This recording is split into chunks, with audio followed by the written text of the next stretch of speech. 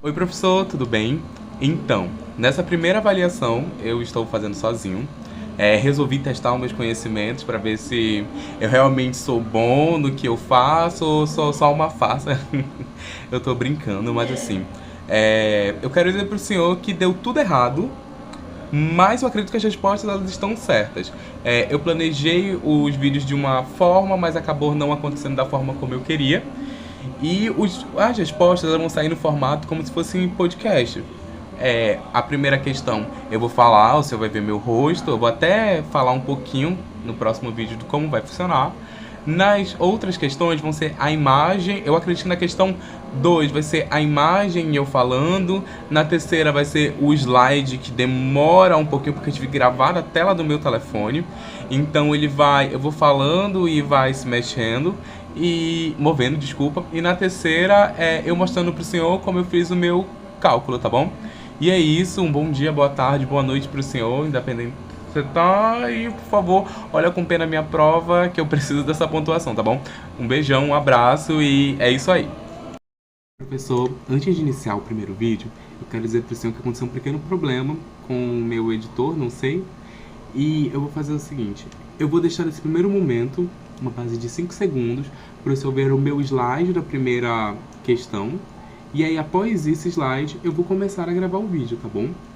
Aí, para o senhor já ter já uma base, mas não se preocupe, eu vou enviar direitinho para o seu PDF. É que eu apenas não consegui agregar o vídeo à imagem. Eu tentei usar o Zoom, só que complicado. Mas aí, eu espero que não dê nenhum problema, tá bom? Desculpa e vou enviar para o senhor.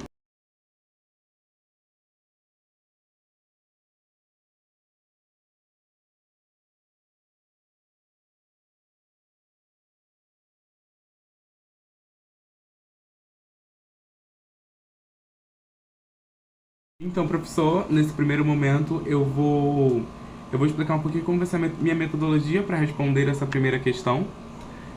O senhor pede para nós analisarmos no viés da curva de Phillips, Lejeune e da curva da demanda agregada. Eu vou usar os denominadores para analisar como é que é a questão do boletim, que é a questão da inflação, do produto, do desemprego e do preço. Mas por que eu fiz isso? Eu fiz isso porque eu acredito que se eu analisasse profundamente, queresse observar a curva de Phillips, inflação e desemprego, lei de Ockham, produto e desemprego, demanda agregada, talvez eu pudesse me confundir. Então, o que eu achei melhor? Eu achei melhor eu explicar, claro que eu vou estar dando indício, essa aqui, curva de Phillips, lei de Ockham, uma demanda agregada, mas eu vou analisar no viés dos seus denominadores, que é a questão da inflação, produto, desemprego e preço. E eu analisei 3 pontos nesse boletim, que é a questão da atividade econômica, o mercado de trabalho e a inflação. Minha voz está um pouquinho rouca porque eu já tentei várias vezes para fazer esse vídeo aqui, deu vários probleminhas aqui, mas vamos indo. Nós temos uma meta esse ano para o nosso PIB de crescimento de 5,2%. Nós temos uma taxa de desemprego, uma taxa de desemprego, desculpa, muito elevada. O crescimento do emprego informal ele vem crescendo exponencialmente. A inflação ela subiu a meta que era esperada, que era de 5,25. Agora nós estamos no mês de agosto. Nós estamos numa agosto ou setembro?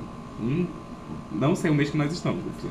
De 7,8%. Nós estamos tendo também um cenário de desaceleração do crescimento, devido à inflação elevada, fim de alguns estímulos monetários, como a questão do auxílio emergencial, que vem diminuindo gradualmente as pessoas que estão sendo beneficiadas, e acaba acontecendo que o poder de consumo, a renda vem diminuindo. Para alguns era a única fonte de renda, para alguns era um incremento, e vai se ter uma nova ótica perante ao consumo. Nós estamos tendo juros muito longos e uma desestimulação de novos investimentos. E aí, professor, desculpa, o crescimento econômico. Nós estamos tendo no varejo um crescimento moderado devido à inflação do futuro e a questão de preço. Lembrando que nós temos preço hoje, não temos inflação. E aí acaba acontecendo, professor, que a renda dos consumidores ela está retraída, os preços eles estão ficando muito altos de determinados produtos. Então, antes numa cesta, quando eu escolhia um exemplo, o consumidor escolhe arroz, frango, carne, peixe, agora ele está tendo que optar por um dos três, ou às vezes escolher nenhum dos três. Então acaba acontecendo que tá tendo um crescimento, tá tendo uma questão moderada, porque as pessoas têm que comer para sobreviver, mas elas não estão comendo da forma como elas queriam devido à renda estar diminuindo. Nós estamos tendo um aumento dos serviços, um aumento do consumo de serviços, mas eu não digo pela análise, não seria de uma forma, o serviço ele cresceu, seria mais uma questão da retomada, assim, da questão as pessoas estão vacinando e etc. Então o trabalho voltou com força total, pelo menos é o que eu estou vendo até agora. Até a questão do home office também está diminuindo. E nós temos uma expectativa também, professor, dos empresários, né? 26%, isso é muito importante, né? Falar que 26% dos empresários, eles voltaram ao período pré-pandemia. 18,8% acredito que até o final de 2021, devido às festas que nós temos, né? Então o consumo ele aumenta no final do ano. Nós temos também a questão de 26%, ou até mais, acredito que até 2022, 2023, que são, como eu digo, que são terceiros. É aquele comércio que compra de um atacadista e se vê numa questão onde as pessoas não estão comprando mais dele da forma como compravam. E aí, professor, vindo agora um pouquinho para o mercado de trabalho, a taxa de desemprego ela se mantém constante. Nós tivemos uma pequena queda de 0,1, de 14,7, vamos de 14,6.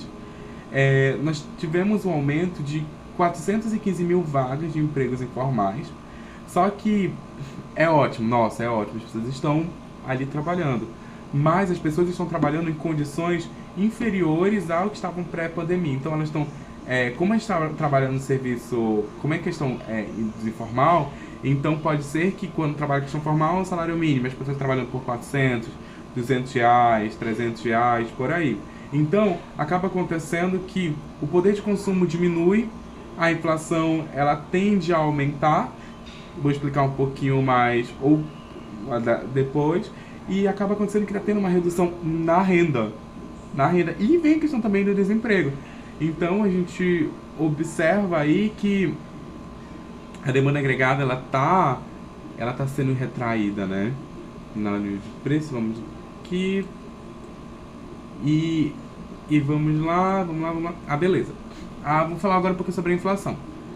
A pressão havendo uma pressão, que a inflação ela diminui, mas diminui de uma forma tímida, porque nós estamos tendo uma diminuição nos preços das commodities minerais, mas em compensação nós estamos enfrentando, né, uma crise hídrica que pode se afetar muito mais nos próximos meses. Nós temos um aumento do preço do petróleo, que implica diretamente no diesel e na gasolina, uma crise hídrica que vem na questão da agricultura e no preço da energia, a falta de insumos importantes para a cadeia de produção e aumento de preço de bens duráveis, uma reabertura dos serviços, então as pessoas estão demandando mais serviço, por isso o preço está aumentando. Então, de resumo geral, os serviços eles aumentaram o seu valor, eles inflacionaram 46%, a indústria 31% e 23%. Então, professor, acaba acontecendo que a inflação, o preço, eles tendem a subir e tudo fica muito mais caro. Nós estamos enfrentando uma crise na indústria que não está tendo determinado produtos como semicondutores. Então, e também muitos países também estão bloqueando devido à crise sanitária ter voltado com uma certa força. Então acaba acontecendo, professor, a seguinte situação: tudo fica mais caro, a energia fica mais caro, fica-se mais caro para produzir. Na hora quando eu quero vender um determinado produto, eu não tenho por exemplo, um semicondutor. Então, não há a necessidade de eu ter determinado funcionário, então eu diminuo minha cadeia de produção, diminuo o meu nível de empregados, e acaba acontecendo que também quando essas empresas elas recontratam os funcionários, elas recontratam por salários menores, mas ainda assim salários mínimos. Temos um aumento do preço de uma forma exponencial, e a tendência é que cresça de uma forma, um aumento a- um aumento no um aumento nos empregos informais, as pessoas estão aceitando trabalhar por bem menos. Então, assim, o Brasil, numa visão, me deixou até bem triste ver isso, porque ficou tudo uma bagunça, tá tudo uma questão de, meu Deus, para onde eu vou? Porque é aquela coisa, por mais que eu diga que o emprego está aumentando e o PIB está aumentando, mas a inflação ela também está subindo, ou ela está se mantendo constante, ao ponto que quem é mais prejudicado somos nós, somos os consumidores finais, as pessoas de baixa renda, de médio porte. Então, professor, eu trato nessa primeira questão, consegui traduzir um pouquinho de como está funcionando a questão da inflação, que ela, resumindo, ela tem a questão a meta dela era 5,2 e foi para 7, um pouquinho a mais. A questão do produto que ele tende a subir, mas alguns setores vão ficar deficitários. Ela tende a subir no contexto geral, mas tem setores, como a indústria, que não vai ter a mesma expectativa a qual eu esperava. Os preços eles estão altos e isso tudo afeta na demanda agregada, porque diminui a... Então, professor, respondendo a segunda questão da ANPEC, ela dá o enunciado e eu vou logo para as alternativas. A taxa de emprego natural será de 5%? Então, professor, essa alternativa é verdadeira, pois através da curva de Phillips temos uma relação da variação da taxa de inflação e a variação da taxa de desemprego. E a respeito da taxa natural de desemprego, temos uma diferença entre a taxa vigente e a taxa natural. E a equação ela diz que é 0,5%, ou seja, temos uma taxa natural de 0,5%. Por isso que a alternativa ela é correta. Na questão 2, essa alternativa, professor, ela é falsa, porque através da lei de Ockham temos uma variação do desemprego quando há um desvio do crescimento do produto. Através dela podemos ver que a taxa de crescimento do produto natural será de 2%, logo, caso haja uma taxa de desemprego, seja igual à taxa natural do crescimento. Ok? Então, seria igual à natural. Na questão 2, professor, observa a seguinte forma. Que se a taxa de desemprego fosse menor que a natural, significa que há mais pessoas trabalhando do que o normal. E isso impacta diretamente na taxa de inflação através da curva de Phillips. Podemos contestar isso, visto que tem uma relação, que elas têm uma relação inversa, né, entre desemprego e inflação. E em um cenário com uma taxa mais baixa de emprego, teremos uma taxa maior de inflação. Na questão 3, professor, observa da seguinte forma que essa questão ela é falsa, visto que o valor da taxa de crescimento do produto deverá ser pelo menos de 0,2% a 2% para impedir as variações na taxa de desemprego. E sabendo que a inflação vigente é de 5%, ou substituindo 5% da inflação, é 9% no crescimento monetário. Observamos que a taxa de crescimento do produto é igual a 4%, ou seja, maior que 2%. Necessário para manter a taxa de desemprego constante. E dada a taxa de crescimento monetário, teremos uma variação de 0,4% na taxa de desemprego. Questão 4.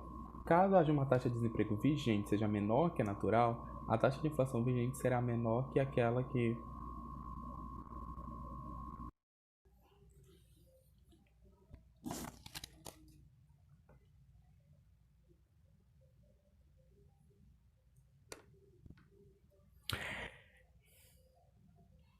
Então, professor, nessa questão, que é a questão 3, o senhor fala bem assim: utilizando um modelo geral de análise macroeconômica, explica os efeitos de uma política monetária expansionista. Então, quando a gente fala de uma política monetária expansionista, eu já sei que vai haver um deslocamento da DD e da LM. Vou verificar aqui, não aparecer. Como você pode verificar aí, criando uma nova taxa de juros, né? Fazendo com que a demanda agregada ela se desloque, né? Criando um novo nível de preço devido a um excesso de demanda, né? E que faz que esteja um aumento, professor, esse aumento de preço faz um aumento que esteja um aumento na produção e nas horas trabalhadas, como você pode verificar. E aí esse aumento de preço pode usar mais do que a capacidade instalada, né? As empresas elas vão trabalhando nesse sentido. E aí quando a gente chega lá no mercado de trabalho, há uma expansão da curva da oferta de trabalho e acaba acontecendo que vai aumentar, né, o valor do produto marginal, fazendo o deslocamento da curva da demanda agregada, é, obrigando ao aumento do salário nominal e por mais que haja um preço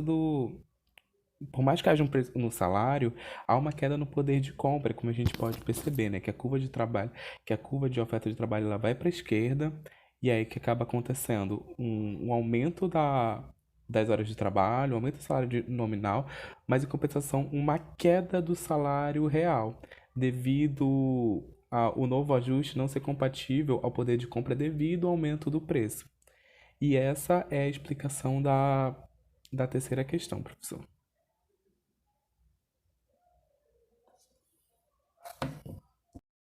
Então, na última questão agora, na IB, eu resolvi fazer ela por seções, onde eu vou encontrar o valor do equilíbrio, após isso o índice geral dos preços, depois encontrar o valor dos juros domésticos, depois vou verificar a situação da balança de pagamentos. No primeiro momento, o senhor pede para nós encontrarmos os valores de equilíbrio do produto, e aí eu acabei encontrando que já estava na oferta agregada, que o valor era R$ 1.000, já estava explícito. E após isso nós vamos ao índice geral dos preços, que aí no índice geral dos preços, que é pela demanda agregada, né, que veio Y igual a parênteses 322 menos 10p, prob 0,31. Então o que eu faço nessa equação? Eu pego o 0,31, que ele está passando de divisor, eu coloco ele para multiplicar a questão, pego o 10 e divido a questão inteira, né? Aí, como você pode ver aqui, o valor do y eu passo para depois da igualdade. Então, a minha equação ela acaba ficando P igual a 322 menos 0,31 vezes 1.000 dividido por 10, que isso dá um valor de 12 unidades, né? E aí fica dividido por 10, que dá um preço de 1,2. Aí o senhor pede para nós encontrarmos o valor da taxa de juros. Então a LM está explícita dizendo que LM é parênteses, né? Juros dividido por 1 dividido por 10.000 y, né? E aí o que eu fiz? Eu fiz o cálculo e acaba acontecendo que deu 0,0001 y. Aí o y ele é o nosso equilíbrio de produto, então é 1.000. Então o resultado da LM ela fica 0,1. Os juros, né? Os juros domésticos, ele fica 0,1 ou 10%. Aí só pede para nós verificarmos a situação do balanço de pagamento. A balança de pagamento eu usei a ABP, que é claro. Aí o que eu fiz? Eu substituí ali no 200, eu coloquei o valor do índice geral dos preços, e no 6.000 eu coloquei o valor dos juros, que aí no final da conta dá um valor de R$ 1.000, quer dizer, 1.000 unidades, né? E acaba acontecendo que a ABP ela se torna equilibrada. Eu peço perdão por ter confundido algum número, alguma questão, é que realmente eu já estou cansado porque, professor, esse trabalho deu muito problema. Mas tá aí, professor. Muito obrigado, viu?